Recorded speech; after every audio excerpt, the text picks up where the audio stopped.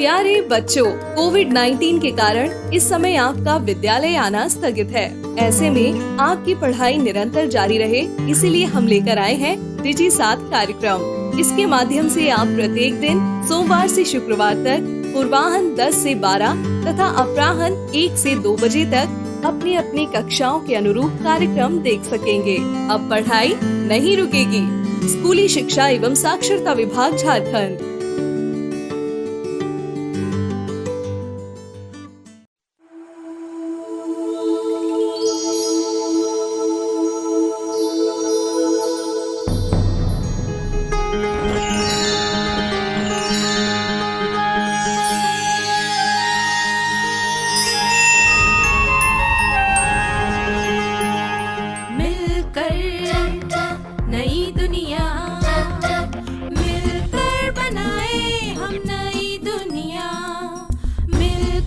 जीत ले हम सारी दुनिया। प्लीज हमें आज खोने दो, रोज उसे थोड़ा बढ़ने दो। छू लेंगे आकाश हम, मन के विचार हकीकत बने। सिद्धि फल से आनंद देंगे, कोशिश कर बढ़े, सोच बुलंद करे।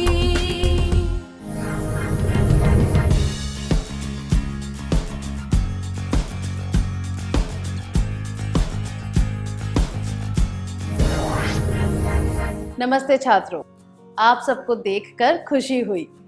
मुझे यकीन है कि अब आपने तथ्य और राय के बीच का फर्क अच्छी तरह समझ लिया होगा और आप असहमति वाली परिस्थितियों को उचित तरीके से संभाल रहे होंगे।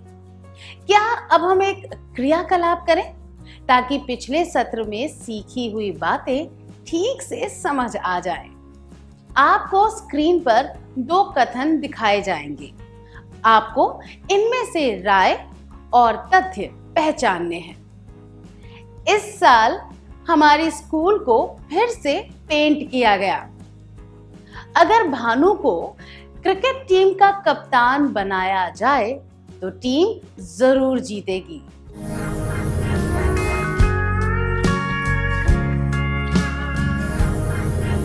पहला कथन एक तथ्य है क्योंकि यह एक निश्चित समय के लिए सही है और उसे प्रमाणित किया जा सकता है। दूसरा कथन एक राय है क्योंकि उसमें किसी चीज की संभावना के बारे में एक बात कही गई है। वह बात सही हो सकती है पर यह जरूरी नहीं कि ऐसा ही हो। अब एक और क्रियाकलाप करेंगे। अ ने फिल्म ब में अभिनय किया, यह एक तथ्य है। अ ने फिल्म ब में अच्छा अभिनय किया, यह एक राय है। इसी तरह क्या आप कोई तथ्य बताकर उसी के बारे में कोई राय बता सकते हैं? यह किसी भी चीज के बारे में हो सकता है, जैसे कि खेलकूद, खाने पीने की चीज, कपड़े, फिल्म, अभिनेता इत्यादि।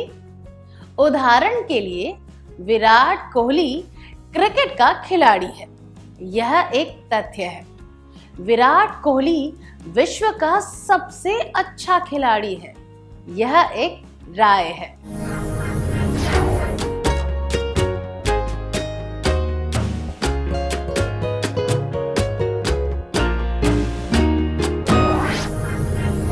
धन्यवाद। चलिए अब हम उचित तरीके से असहमत होने की अपनी योग्यता को जांचते हैं। स्कूल के कुछ छात्र यह चर्चा कर रहे हैं कि शिक्षक दिवस पर वे शिक्षकों का अभिनंदन कैसे करेंगे। एक व्यक्ति ने कहा कि पुष्प गुच्छ देने चाहिए और दूसरे ने सुझाव दिया कि कोई उपहार देना चाहिए। क्या 2 छात्र स्वेच्छा से आकर इसका अभिनय करके दिखा सकते हैं?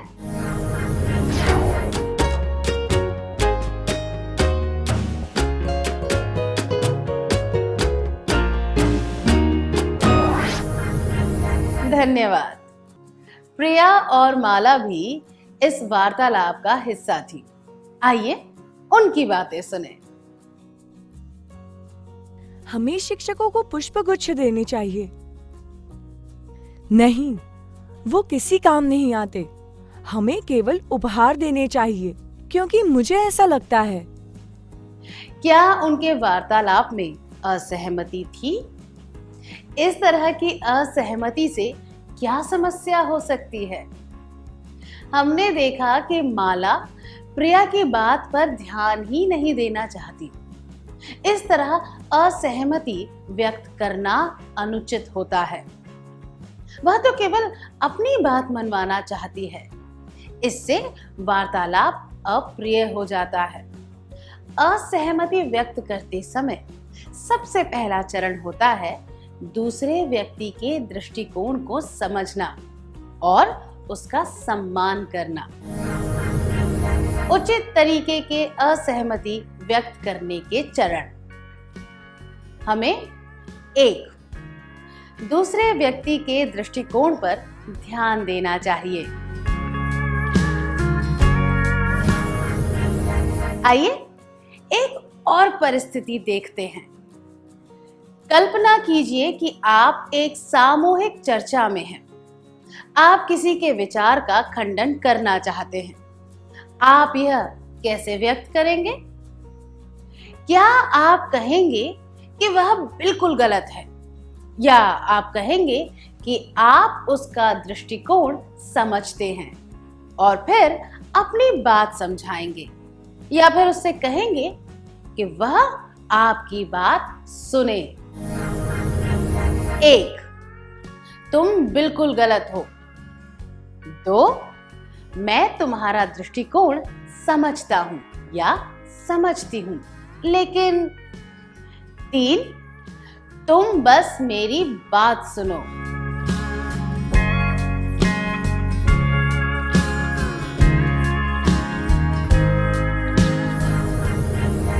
यह कहना कि तुम बिल्कुल गलत हो और तुम बस मेरी बात सुनो असहमति व्यक्त करने के अप्रिय और तानाशाही वाले तरीके हैं।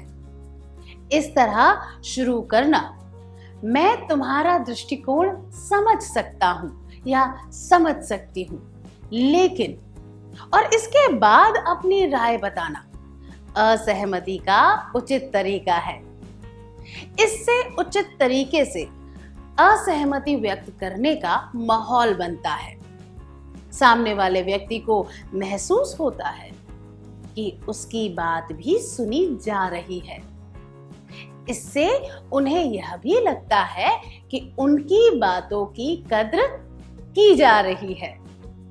ऐसा वातावरण पैदा करने से लोग आपकी बात सुनने में ज्यादा रुचि दिखाएंगे। क्या आप सोच सकते हैं कि सही समय और सही इरादे से कहे गए इस आधे वाक्य में भी कितनी ताकत हो सकती है?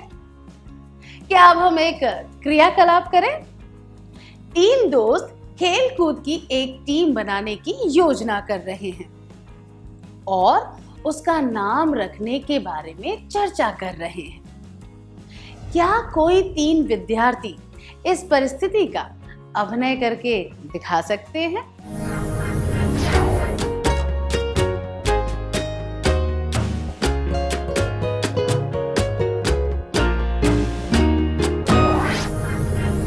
धन्यवाद, बहुत अच्छा प्रयास था।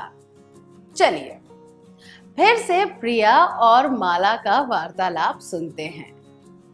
अब उनके वार्तालाप का अगला भाग यह है।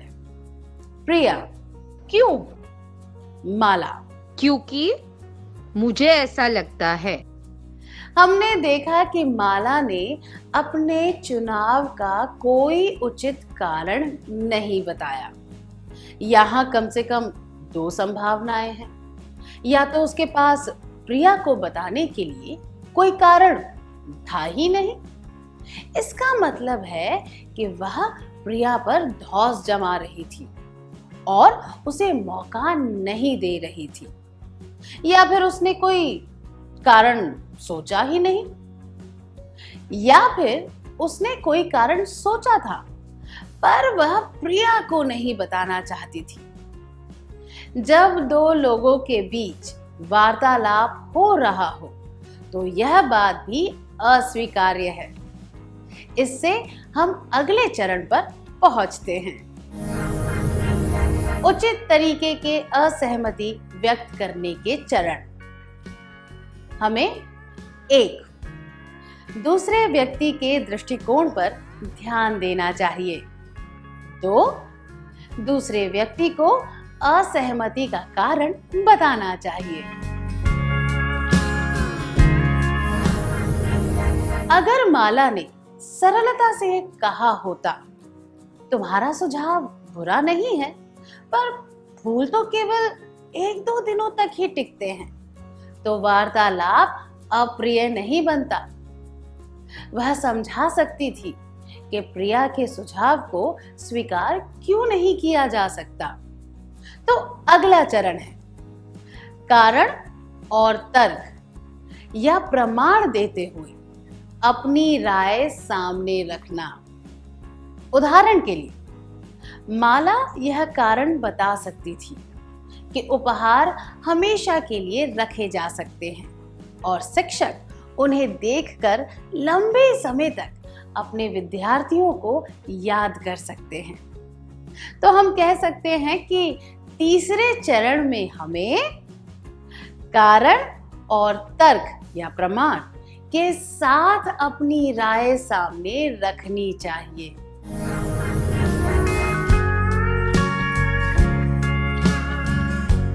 उचित तरीके के असहमति व्यक्त करने के चरण। हमें 1. दूसरे व्यक्ति के दृष्टिकोण पर ध्यान देना चाहिए। 2. दूसरे व्यक्ति को असहमति का कारण बताना चाहिए। 3. कारण और तर्क या प्रमाण के साथ अपनी राय सामने रखनी चाहिए। आइए अब एक और क्रियाकलाप करते हैं। अपर्णा और नंदिता सहेलियां हैं। वे एक फिल्म के बारे में चर्चा कर रही हैं जो उन्होंने हाल ही में देखी थी। अपर्णा को एक दृश्य बहुत अच्छा लगा और उसने कहा कि वह फिल्म का सबसे अच्छा दृश्य था, पर नंदिता की राय अलग थी। उसे कोई और दृश्य अच्छा लगा। क्या आप दोनों अपर्णा और नंदिता की भूमिका निभाते हुए इस दृश्य का अभिनय करके दिखा सकते हैं?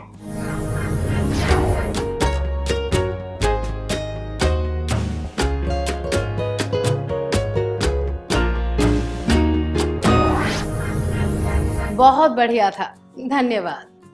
फिर से माला और प्रिया के बारे में बात करते हैं। अगर प्रिया भी अपने सुझाव के लिए अच्छा कारण बता दे तो क्या होगा? ऐसी परिस्थिति में माला को वह सुनने के लिए तैयार रहना होगा और उचित तरीके से असहमति व्यक्त करनी होगी। उसे अपने समर्थन में बेहतर कारण बताने होंगे ताकि प्रिया उसकी बात मान जाए। इसके अनुसार कहा जा सकता है कि अगला चरण है जवाबी तर्क के लिए तैयार रहना। उचित तरीके के असहमति व्यक्त करने के चरण। हमें 1. दूसरे व्यक्ति के दृष्टिकोण पर ध्यान देना चाहिए। 2. दूसरे व्यक्ति को असहमति का कारण बताना चाहिए। 3. कारण और तर्क या प्रमाण के साथ अपनी राय सामने रखनी चाहिए। 4. जवाबी तर्क के लिए तैयार रहना चाहिए। जवाबी तर्क से नए विचार जन्म लेते हैं, है ना? इस उदाहरण के अनुसार अगर दोनों के बीच असहमति ही रहे तो कोई बिल्कुल नया सुझाव सामने आ सकता है, जैसे कि शिक्षकों को पिकनिक पर ले जाना या उन्हें दावत देना। बात तो तब बिगड़ती है जब असहमति झगड़े में बदल जाती है। ऐसी परिस्थिति में बातचीत बंद कर देनी चाहिए और गुस्सा ठंडा होने का इंतजार करना चाहिए। अब हम एक क्रियाकलाप करेंगे। नीला और अकीला एक फिल्म देखने जाने वाले हैं। नीला ने सुझाव दिया कि फिल्म अ देखनी चाहिए। अकीला ने पहले से वह फिल्म देखी है, इसलिए उसने फिल्म ब में जाने के लिए कहा। पर नीला ने कहा कि फिल्म ब ज्यादातर लोगों को पसंद नहीं आई है। अंत में उन्होंने तय किया कि फिल्म के बजाय फूलों की प्रदर्शनी देखने जाएंगे। क्या आप दोनों इस दृश्य का अभिनय करके दिखा सकते हैं?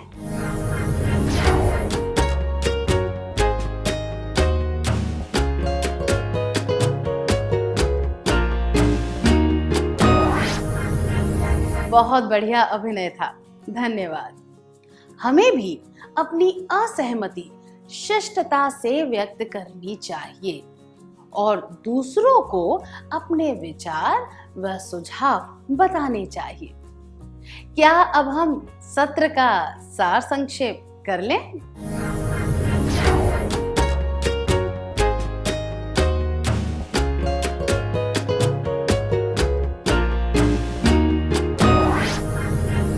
उचित तरीके के असहमति व्यक्त करने के चरण।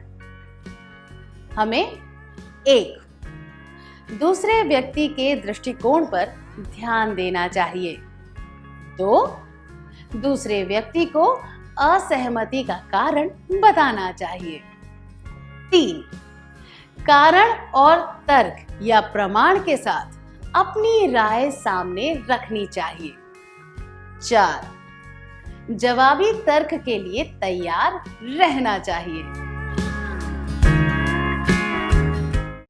इतनी अच्छी तरह सार संक्षेप करने के लिए धन्यवाद। क्या अब हम थोड़ा गृह कार्य लिख लें ताकि ये बातें हमें अच्छे से समझ आ जाए।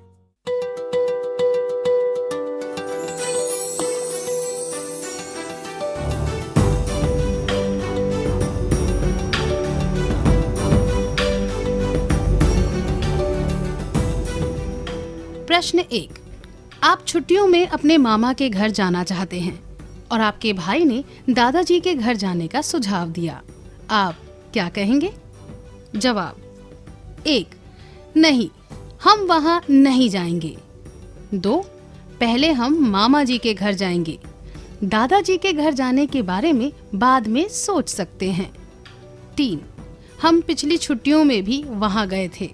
हम मामा जी के घर बहुत समय से नहीं गए हैं। याद है, उन्होंने हमें बुलाया भी था। तो क्यों ना हम इस मौके का फायदा उठाएं? प्रश्न 2। आप और आपके 2 दोस्त सोच रहे हैं कि कौन सा खेल खेला जाए। एक दोस्त ने कहा कि शतरंज खेलना चाहिए। आपने कहा कैरम खेलना चाहिए। उसने पूछा क्यों? आप क्या जवाब देंगे? जवाब 1. कैरम खेलेंगे तो हम तीनों साथ में खेल सकते हैं, पर शतरंज में हमें बारी बारी से खेलना पड़ेगा और तीसरा व्यक्ति ऐसे ही बैठा रहेगा। 2. क्योंकि आसमान बहुत ऊंचा है। 3. क्योंकि मैं ऐसा कह रहा हूं या कह रही हूं।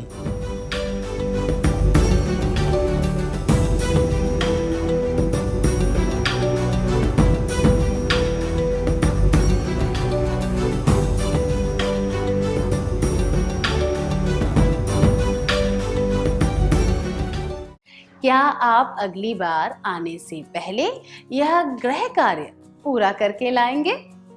तब तक के लिए अलविदा।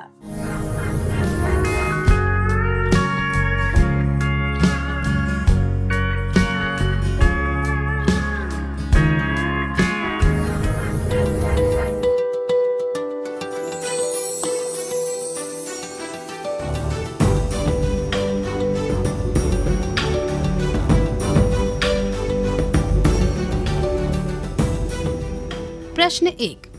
आप छुट्टियों में अपने मामा के घर जाना चाहते हैं और आपके भाई ने दादाजी के घर जाने का सुझाव दिया। आप क्या कहेंगे? ये जवाब, नहीं, हम वहां नहीं जाएंगे, और पहले हम मामा जी के घर जाएंगे। दादाजी के घर जाने के बारे में बाद में सोच सकते हैं, अनुचित है, क्योंकि इसमें दूसरे व्यक्ति के दृष्टिकोण का सम्मान नहीं किया गया है और यह असहमति व्यक्त करने का उचित तरीका नहीं है। जबकि यह जवाब, हम पिछली छुट्टियों में भी वहां गए थे, हम मामा जी के घर बहुत समय से नहीं गए हैं, याद है उन्होंने हमें बुलाया भी था, तो क्यों ना हम इस मौके का फायदा उठाएं, उचित है, क्योंकि इसमें असहमति को शिष्टता और कारण के साथ व्यक्त किया गया है। आपका जवाब क्या है?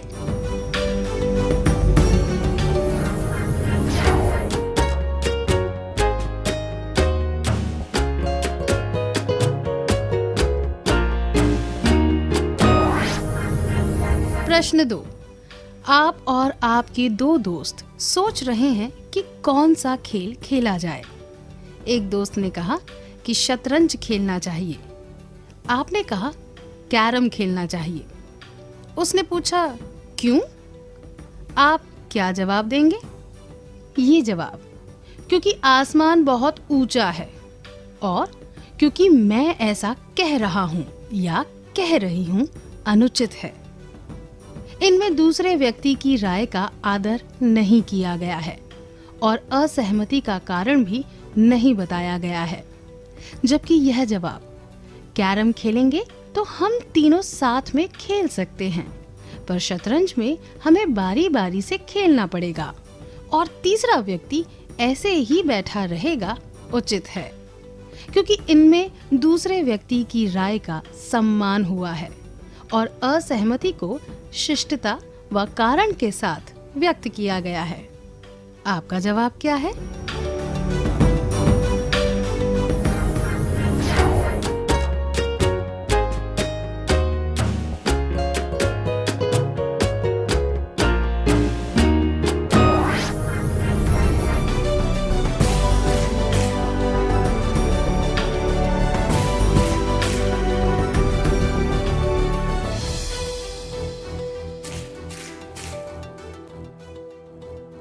अगर आपने सही जवाब पहचान लिए थे तो आपको बधाई हो।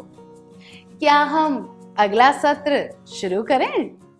इस प्रसारण से संबंधित सुझाव, अपने प्रश्न इत्यादि आप हमें jcerg@gmail.com तथा टोल फ्री नंबर 1800 5728 585 पर संपर्क कर सकते हैं।